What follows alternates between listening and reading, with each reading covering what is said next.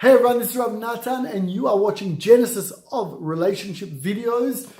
Yep, it's all coming from here. If you are getting anything out of this, if you feel that these are teaching you deep lessons in life, providing guidance for you, send people to ravnatanalexander.com and let them have the opportunity to do the same. I also, if you take a look at the site, not only do I give webinars and lessons and recordings, but there is also couples and individual counseling. There are personal packages that are tailor-made for specific needs that you have. If you're going through a specific issue in your life right now, take a look at my site, look at the personal packages. If something there suits you and can guide you, let me know. If not, email me, ravnatana@gmail.com, and let's create a personal package made for you to provide exactly what you need spiritually and emotionally in order to guide you through the issue you're having today.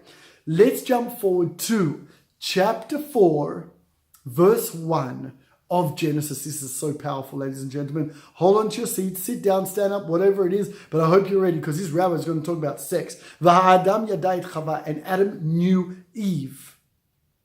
And she became pregnant. She gave birth to Cain and said, I have acquired a man with God.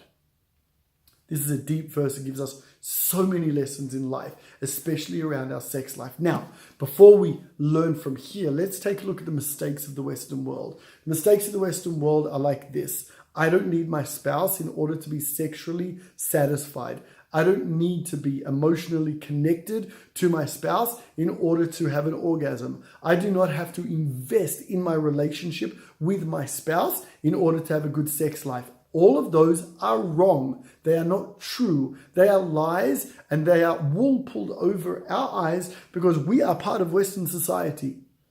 But we have to choose different. We have to choose differently for our sex life with our spouse, for our physical love life with our spouse. Please don't be affected. Please don't be offended by the word sex. I'm saying that because that's the way that the Western world relates to it. That's the word we use.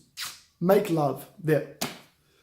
What is the key to making love to our wife? What is the key to success in this area? And why is this so important? Because there are so many people that are struggling in their sex lives and they think that it's all about physicality. I have calls and emails from husbands and wives together and separate saying, Rabbi, I've been married for 15 years and I've never orgasmed. Rabbi, I don't know what to do because I keep finishing too quickly. Rabbi, I don't know what to do because this physical, that physical, that physical, this physical. The first question that needs to be asked is, do you invest in knowing each other? Do you invest in your emotional love life, in your emotional connection? Or are you totally and utterly focused on your physical orgasm? Are you open to an emotional orgasm? Are you emotionally ready in your relationship to be so open with each other, so truthful with each other, that even the difficulties that you are having in your bedroom or wherever you choose to do it, you will broach with your husband or wife? That's the connection that creates the most incredible sex life with your spouse, when you know them, when you understand them, not only on a physical level, but also on an emotional and spiritual level. Do you learn Torah, Bible with your spouse? Or is that something that you do alone in order to have just quiet with your Father in heaven?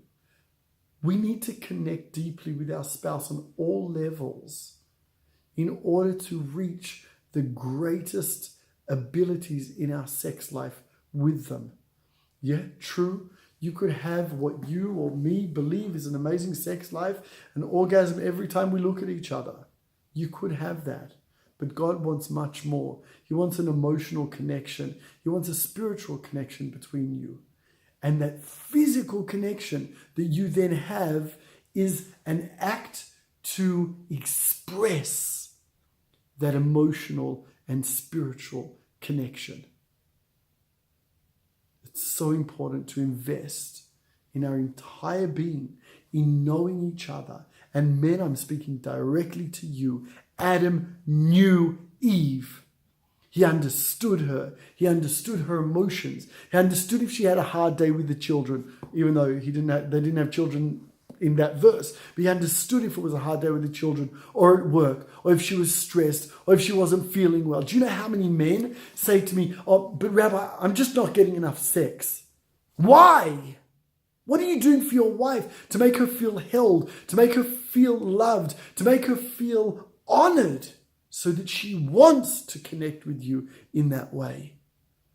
Invest in knowing your wife, and I promise you, your orgasms will be so much better.